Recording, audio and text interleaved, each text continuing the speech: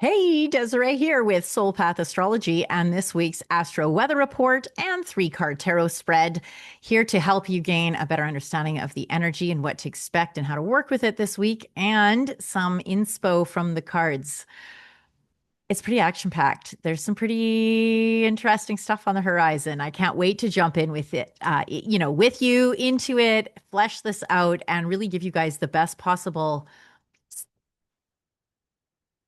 set of energy to know how to move forward, how to work with this exciting time that's coming up this week. There has been or is going to be some very huge shifts in your life. So we'll jump into that right after. I thank you so much for joining me here this week. I'm so excited to share what is going on. And if you're new to the channel, welcome so very much. I do appreciate you being here. I invite you to subscribe to the channel so you don't miss a single episode. And if you're returning, hi, it's always so great to see you.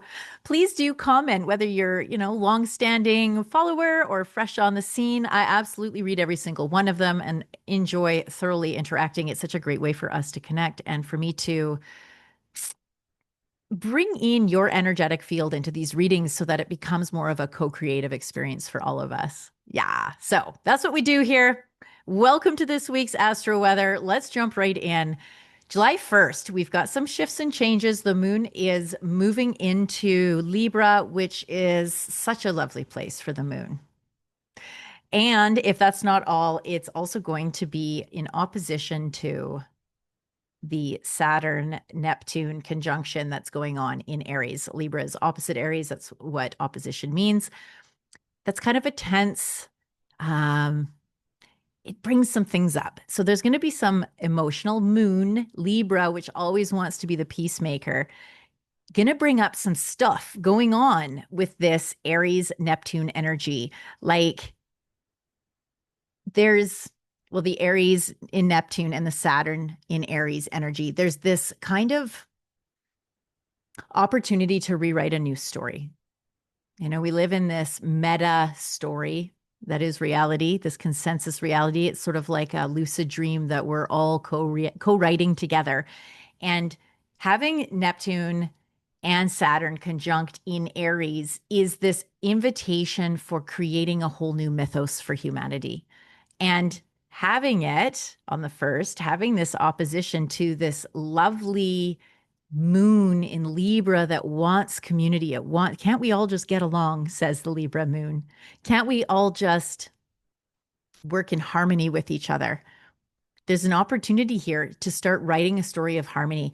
And what's really interesting is that on the 7th of July, I'm going to kind of bounce back and forth here, but Uranus moves into Gemini. And on the 4th of July, Venus moves into Gemini. And Gemini, this is very much a sign of communication. It's a sign of neighbors and siblings, of close travel, and of like gossip. So maybe there'll be some of that coming up, but it's close to home. This is tribal energy, right? This is not worldwide stuff. This is close to home storytelling, mythos that you are creating, sort of predicating the foundation upon which the rest of your life is going to emerge. So as we begin July, to really just simplify this and make it straightforward, there is an invitation here to completely rewrite the way you communicate, the way that you perceive close personal relationships, the way that you choose to arrive for how you see yourself at home and close to home and in relation to your neighbors and that kind of thing. It's really powerful. And what's really cool about it is how well that this week's cards fall into that. So without further ado, let's just jump right into the card readings today. There is an absolute theme with these three. I 100% recommend that you actually listen to all three, though. If one of them seemed to stand out to you, maybe start with that one and bounce back and forth as they are time stamped for you to do so. The other thing I thought I would do is let you pick, in case you haven't, if you just have fallen upon this video and you haven't seen the precursor picture that asks you to choose a card. Card 1, card 2, card 3. Pick one right now if you haven't yet that resonates the most with you. And let's jump in. Okay, so here we go. Card number 1, if this was your selection, this is what you've got. The Queen of Wands. I love this card. I so like associate myself with this card. Maybe I'm outing myself. So she's very cool. She's got her little black cat here. She's got the sunflower. This is associated too with the sun card, which is a major arcana in tarot. It's like the giant yes. There's this beautiful um, yes to self-expression. The black cat is representing her. She loves black cats. And she doesn't really give a shit if no one else likes black cats because, as you know, they have a reputation, right? But she doesn't care. She's putting her black cat front and center. She loves it. The Queen of Wands is so willing to just really be in her own isness. She doesn't make a big production about it, but she's not hiding any of it either. It's like, here I am, the sunflower. Here I am, take me or leave me. And so, in that, there's this quality of sovereignty, this quality of self authorship, of being, unto yourself, of being whole in your energy. And the feminine, the queens obviously are pointing towards feminine energy, which has to do with our emotional body, it has to do with receptivity. And so, and wands is the spiritual and creative suit. So there's a quality here of connecting to your own inner creativity, of boldly expressing it, of going ahead and letting your freak flag fly, so to say, if that's what you feel is calling you. But mostly it's just like arrive for your true authentic expression. That is the gift that lies in the Queen of Wands. And how that lands is so cool with respect to this card. If this was you, this is number 2. Boo, boo, boo. The Tower. Possibly one of my personal favorite cards because I love change. I love upset. This is probably a problem for me, but I find that generally people allow themselves to get incredibly stagnant, and the Tower card arrives in our life when there's a big shakeup. When it's upright like this, it usually means you probably had some authorship in that shakeup. It didn't completely come out of left field, though for some people it does still sometimes feel that way, like you didn't see this coming, that kind of thing. It's always a good thing. Even though, I mean, it looks pretty dramatic. We've got people like falling from the tower, lightning is striking, fire, the crown is coming off. Like there's all of this, what appears to be massive drama and upset. And initially it might feel that way, but inherent in it is a really necessary dissolution of a structure that was no longer serving you.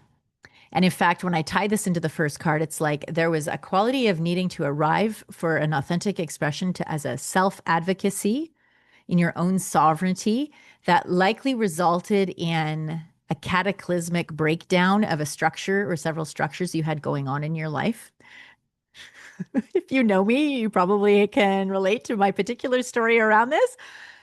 And then with the Tower card, though, is if you can just allow it to fall, right? If you can allow these pieces to crumble to the ground and resist the urge to become dogmatic or to go back to an old story or to sink into self-defense from an egoic standpoint, if you can allow yourself to just allow to be open-hearted, to set aside being right or wrong in a moralistic standpoint or in a what would others think way, but instead just simply aligning for what's your deepest truth, what's most expansive for you, what feels most alive, what feels most spacious, and allow that feeling to lead you towards deciding which of these bricks to reuse. Like, what are you going to rebuild the tower? Which of the particular parts of it are you going to use moving forward? And then that leads into and ties into all that Gemini energy that's going on this week, right? So there is this huge invitation to write a new story for yourself that includes what is real for you, what feels alive actually for you, what feels organic in nature to you. Using that as your template to build the next new thing, we move into card number 3,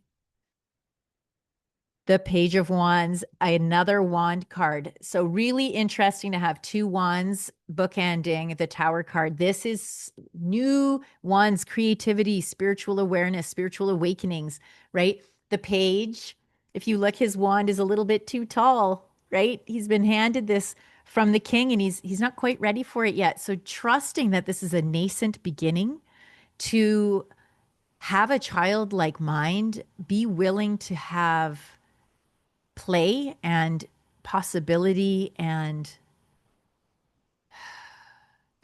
approach yourself the way you might approach a child right now.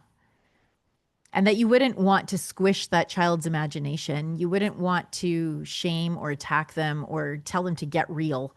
You're entering into a phase, if this was your card, of invitation into creative expression that isn't, it doesn't have to follow the rules yet. Later, you might weave through it. And that actually plays into this energy that's going on too, about needing to sift through like that Saturn Neptune energy in Aries. Neptune is like very dreamy. It likes to invent all kinds of things. Like it's very etheric, it's very spiritual. And Saturn is like the rules daddy, it's the timekeeper, it's the fire that forges the steel to make it strong. So when you bring these two together, this is like, where are we taking spiritual principles and then actually applying them in real life? This is where we learn to stop spiritually bypassing, but also that invitation out of where Saturn can get itself really like dug into dogma and tradition and the way it is, and using old tools to try to build something new. Neptune is inviting us into letting go of those old tools. And this Page of Wands is the same thing. It's like, let's approach this in a new way. Let's approach communication in a new way. Let's approach the entirety of the human self concept. Like the survival of the fittest concept is being called into question in such a deep way. Like you look at the world stage right now, the model of he with the biggest guns wins, you know, it and trying to make sure you pick the right person to have the big guns so that rightness prevails. Like this model is not working. It doesn't work. And there's an invitation into a completely new way of thinking and feeling and self-sourcing and arriving to conflict, arriving to interpersonal relations, arriving to communication, and seeing ourselves. To me, the invitation here is, can we see each other collectively, collaboratively?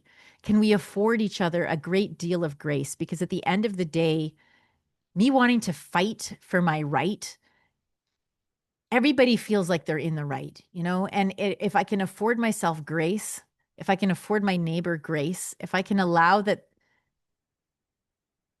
we're all like, most angry behavior is actually stemming from fear and hurt. If you can keep that in the back of your mind and bring that to communication, to conflict management, to interpersonal situations, the odds are you'll probably find a whole bunch of creative, new, playful, loving ways to interact with each other that maybe it's totally different. Going back to the second card, after this Tower, maybe it doesn't look at all like it was originally. Maybe it looks actually pretty similar with only a couple of like few but really important tweaks. Maybe that's what's going on. And that in the end, it leaves you feeling sovereign, everybody feeling sovereign, everyone feeling like they're getting to be their true self in a new collaborative way. So yeah, that felt like a lot. I hope that it landed. As always, if you guys want a deep dive reading of your very own, where we use your own astrology to see how this really is going to be affecting you and in what areas of your life, I'd love to do that. We can just do a personalized card reading for you. It's always magical to see what arises for people in these one-on-one card readings. If you want a coaching package or some mix and match of all of the above, we can certainly build something for you. You can DM me or email me. I would love to chat and find something that works. In the meantime, the link to my calendar is in the comments and the description below. And I hope that you have a fabulous week. See you next Tuesday. Bye for now.